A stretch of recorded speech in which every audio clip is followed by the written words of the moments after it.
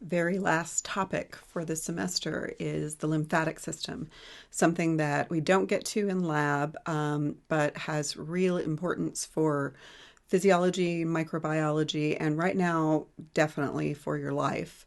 So I want to introduce you to this body system. You may never have studied it before, even if you have studied anatomy before. A lot of times it's kind of the leftover one that we don't get to. It's important, though, because it is intimately involved in what we call your immune system. And the concept of immune system is not really an anatomical system. It's a functional system. So first, let me introduce you to the basics of the lymphatic system as far as the anatomy goes. What it is a system of tubes that you're seeing here, and also a system of structures that the tubes will go through or by, called lymph nodes, and then there's some redundant structures. All of these structures are sort of collectively responsible for the big picture job of noticing when some kind of pathogen or germ has invaded and then launching an immune system response to it. So there are tubes, and they contain a fluid called lymph, okay, and that's a big part of the lymphatic system, but it's not all of it. And what lymph is ultimately going to do is, for instance, if lymph was picked up here down in your toe, it's going to make it through this system of tubes and lymph nodes all the way until it's dumped back into your bloodstream. Okay, so there is fluid in your body that is in your blood. There is fluid in your body that is in your tissues. Eventually, it's all going to circulate, and the lymphatic system is part of how we pull fluid back from other places, and eventually it makes it back into your bloodstream. So it is not hooked up to the heart, so it's going to be super duper low pressure. The primary way that you get blood to move through the lymphatic system, especially when it's moving through against gravity, is by the concepts that we talked about in the cardiovascular system when we said the skeletal muscle pump.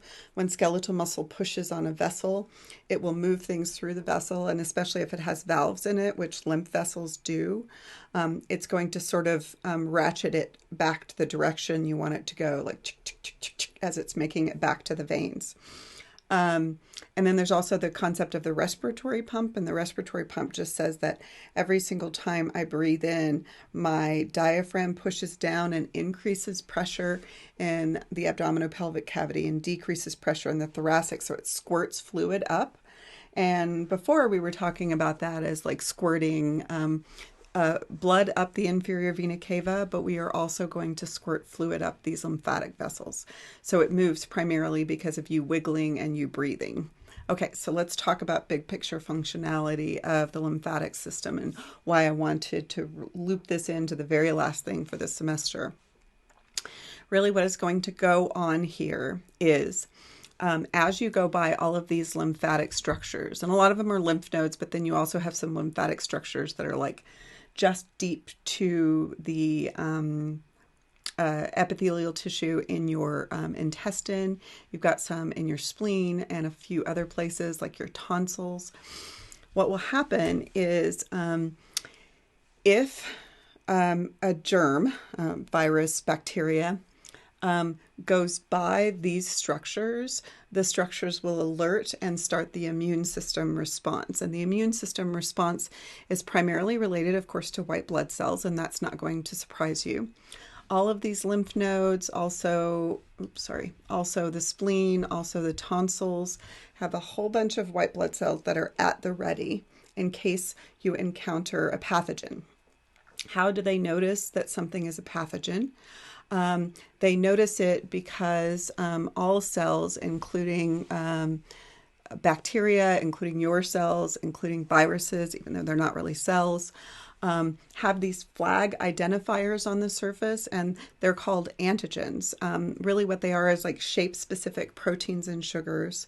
And mine, for instance, on the surface of my cells would say human, yeah, because it's unique to human, but then they would also say Melanie, because they would be unique to me.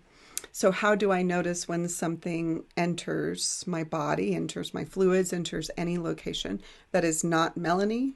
it's going to have a different flag or a different antigen on it. Okay, so antigens are the flag identifiers on the surface of almost every cells. What will happen is the cell identifier, if it's foreign to me, it will alert these white blood cells. And the primary ones we're going to be talking about this time. I'm going to do an intro right here, and then I'll gather it up at the end when we talk about the immune system and vaccinations again. So if in any of these locations, let's say I actually get exposed to COVID, and I meet it at, for instance, my tonsils or in my respiratory epithelium, then what will happen is I will notice that antigen on the surface of the COVID virus. It's a protein, and you know, it looks like a little spiky ball. Then it will tell my T lymphocytes, which is a type of white blood cell, and B lymphocytes to launch an immune system response. And we're going to go through this in more detail a little bit later. The thing that I want you to know about the T lymphocytes is that they are the boss of the immune system. They are really like the generals of your immune system army. If those are not activated, nothing really meaningful will occur. The B lymphocytes, or B cells, only take commands from the T cells. But when they take a command from the T cell, they will deploy a whole bunch of missiles, which we're going to call antibodies, that will specifically take out, let's say, COVID. They will also remember what COVID looks like so they can launch a faster immune system response the next time. So basically the players that we are going to have here, a lot of these are really clustered in your lymphatic system. And that's part of the reason that this is really important to talk about right now. The other thing that we have is these big bruiser white blood cells that are called macrophages, and they will just beat up anything that looks weird that gets in. So basically we have the generals, we have the specific attackers, and then we have the bruisers, and then these are the missiles. So hold on to that metaphor and we'll come back to it at the end here. So what else does the lymphatic system do? The lymphatic system also, fluid leaks out of your capillaries because your capillaries are to greater and lesser extents porous. So fluid will leak out of your capillaries and get into like the interstitial spaces, the fluid around. And sometimes that looks like if you have ever walked a whole lot over the course of a day, you will notice that your feet might be swollen. And it will leak out. It does it all the time. It'll do it more when gravity is moving against you in like the feet and the hands. But how do we get that fluid back into the bloodstream so we don't just continue to leak it and look like the Stay Puft Marshmallow Man? Well, what happens is after it leaks out of your blood capillaries, it will get picked up by your lymphatic system and eventually dumped back into the blood vessels. So it drains from your tissue fluid, fluid that leaked from your capillaries but wasn't reabsorbed back into the bloodstream. About 10% of what originally escaped is returned into the bloodstream via the lymphatic system. That's about 3 liters per day. So you only have about 5 to 6 liters of blood. So returning that back to the bloodstream is actually really important.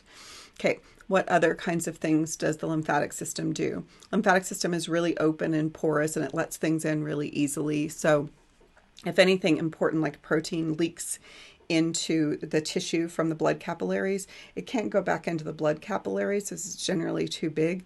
It does get picked back up by the lymphatic system. And then the other thing is when you absorb fats at your digestive tract, they don't go into the bloodstream first. They actually go into the lymphatic system first.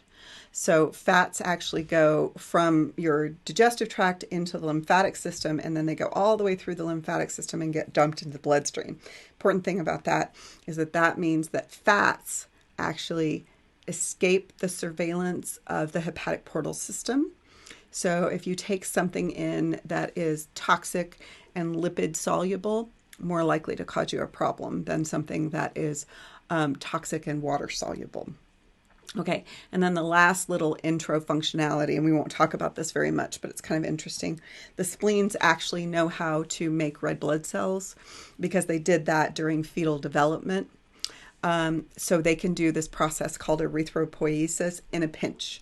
So if you're severely anemic or if you have lost a lot of blood and you're relatively otherwise healthy, your spleen can go, oh, bone marrow, looks like you need help. I got you, bro. And then we'll actually make some red blood cells for you. Okay, so I'm going to stop there and then we'll start going into the specific anatomy of the lymphatic system.